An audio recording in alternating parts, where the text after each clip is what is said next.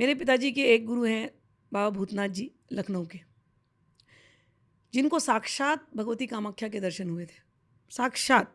और ये मैंने पूरा उनकी जीवन यात्रा के बारे में पूरा मैंने सीरीज़ बनाया है हमारे चैनल पे।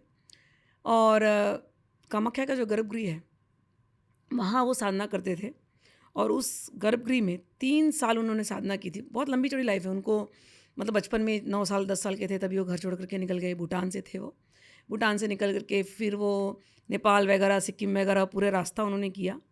फिर वहाँ पर उनको रामचंद्र जी के भी दर्शन हुए हैं, हनुमान जी के भी दर्शन हुए हैं। लेकिन उनके मन में हमेशा एक तड़प होती थी कि मुझे माँ कामाख्या के दर्शन करने हैं। तो वो सबका दर्शन करने के बाद उनके गुरु जो थे, पहले भक्ति में मार्ग में थे, उनके गुरु ने उनको बोला कि तुम आसाम जाओ। आज आसाम का जो रूप है, पहले ऐसा रूप नहीं था, कामरूप अलग था, जंगल था, पूरा जंगल था। कब की बात है? टॉकिंग 1950s के आसपास की बात कर रही हूँ मैं। माई बाबा भूतनाथ जी लेफ्ट हिज बॉडी इन 1990, तो उस समय पे वो 90 साल के थे। तो उससे एक अराउंड 1950s की बात कर रही हूँ मैं। यस।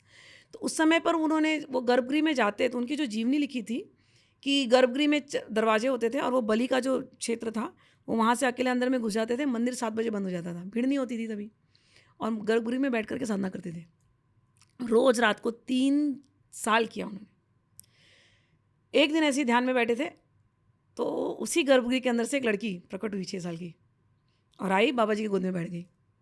तो बाबा जी को लगा कि ये तो कोई मायावी शक्ति हो सकती है, क्योंकि Kamrup is famous, Mayong and all place.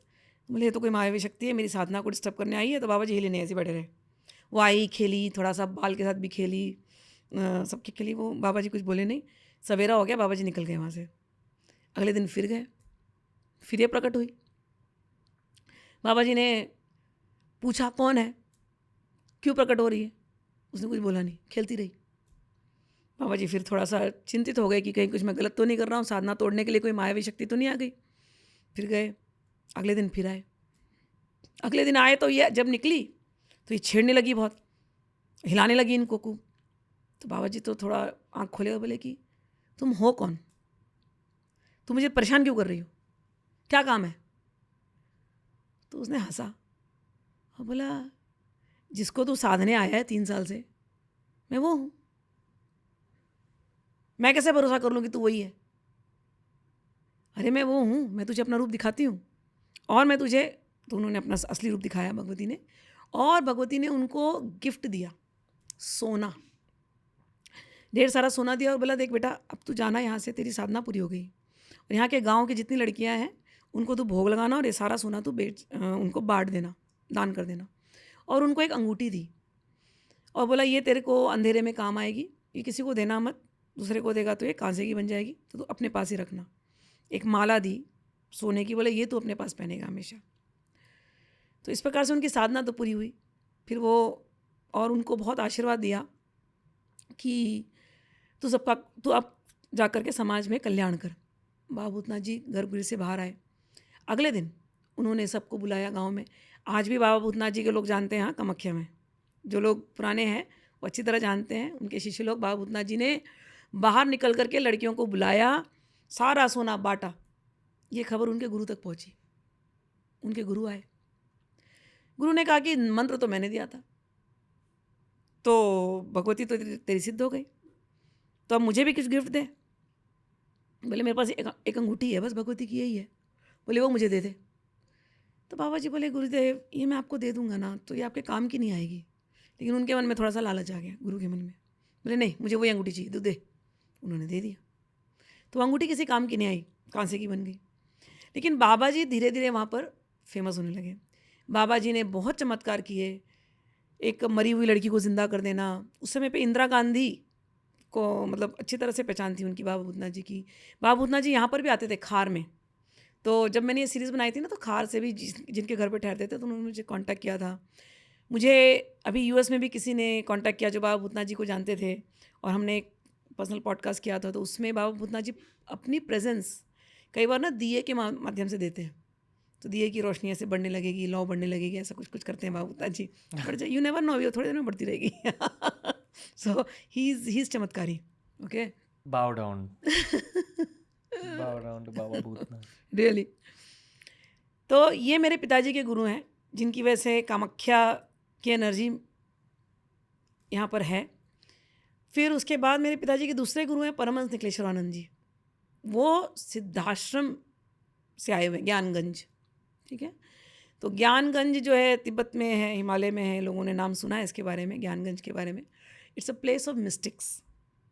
Siddhashram के बारे में पुराणों में भी बताया गया है। अब भी है यस, ज्ञानगंज, तिब्बत में। यस। लोकेशन, फिजिकल लोकेशन ऐसा दिखता है, but it is very difficult to find. I don't know if आपने कभी परमहंस विशुद्धानंद का नाम सुना है? ओके, परमहंस विशुद्धानंद बनारस के थे। तो उनमें एक शक्ति थी, वो अपने ऐसे नाभि को रब करते थे ना, तो फूल खिल जाते थे ऐसे। तो ऑटोबायोग्राफी ऑफ योगी में भी एक मेंशन किया है एक ऐसी योगी का, या Anandamayi Ma, this are all from Gyanganj. ठीक है ना, Jesus Christ, all from Gyanganj. तो Gyanganj is a place of mystics. तो वहाँ पर सिद्धाश्रम नाम की जगह है, जहाँ पर ये ना अर्थ के ऊपर एक ऐसी जगह है जहाँ पर सिद्ध लोग अपने आप को स्टेशन करते हैं। ये क्यों स्टेशन करते हैं? क्योंकि अर्थ में जब कभी इम्बैलेंस होता है तो इनकी शक्ति से ही अर्थ में बैलेंस लाया जाता है।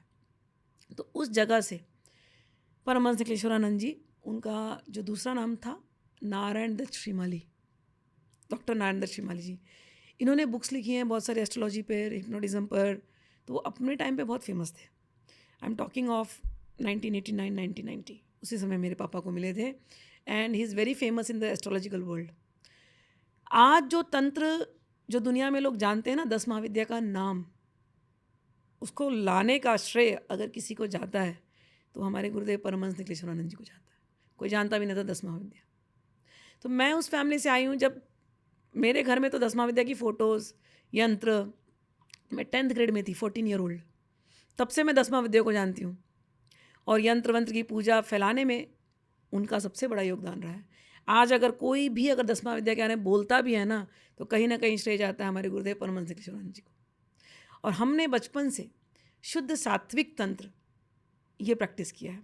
ये मैं एक चीज़ हाईलाइट करना चाहती हूँ आपके चैनल के माध्यम से, कि लोगों को तंत्र लगता है कि बस केवल बस तामसिक तंत्र या काला तंत्र या मारण उच्चाटन विद्वेषण भूत पिशाच इत्यादि, ऐसा नहीं है। या पंचमकार। मेरा एक ही प्रश्न आता है कि जो लोग पंचमकार की बात करते हैं, या क्या कभी उन्होंने तांत्रिक ग्रंथों को खोल करके पढ़ा है? क्योंकि जैसे आप तांत्रिक ग्रंथ खोल करके पढ़ते हो तो शुरू में ही भगवान शिव बहुत बड़ी बड़ी बातें करते हैं। जो पंचमकार की साधना जो होती है, जिसकी वजह से तंत्र का नाम बदनाम हुआ है, उसको भगवान शिव ने भगवती पार्वती से बहुत अच्छे शब्दों में समझाया हम लोगों के लिए। अगर कोई गुरु चरण में बैठे और गुरु से सीखे तो उसके जो गूढ़ मीनिंग, इनर मीनिंग, वो समझ में आते हैं। हो रहा ये है आजकल तंत्र की दुनिया में कि कोई गुरु परंपरा से सीख नहीं रहा है। ये परंपरा बतानी बहुत आवश्यक है। एक परंपरा का दूसरा नाम होता है संप्रदाय। ठीक है, संप्रदाय का अर्थ होता है ज्ञान देना। तुम्हें ये ज्ञान जो ये नहीं था तुम्हारे पास अभी तक, मेरे पास था, मैंने तुम्हें ये ज्ञान दिया, तो मैंने तुम्हें प्रदान किया। ठीक, और अब मेरा ज्ञान और तुम्हारा ज्ञान इस क्षण इक्वल है ना, इस मामले में तो इक्वलिटी यानी सम। तो मैंने तुम्हें ज्ञान सम प्रदान किया। जब गुरु अपना ज्ञान शिष्य को देता है, फिर वो शिष्य गुरु बन करके वही सेम ज्ञान अपने शिष्य को देता है, तो वो ज्ञान एक अनब्रोकन लिनिएज में चलता है। वो जो अनब्रोकन लिनिएज होता है उसको कहते हैं संप्रदाय।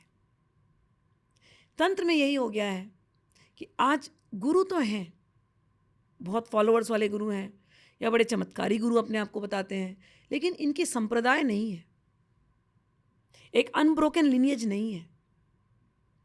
शिष्य जब जा रहे हैं गुरु के पास, गुरु भी वही ज्ञान दे रहे जो उन्होंने गूगल से सीखा है। शायद गुरु को थोड़ा ज़्यादा ज्ञान होगा बस।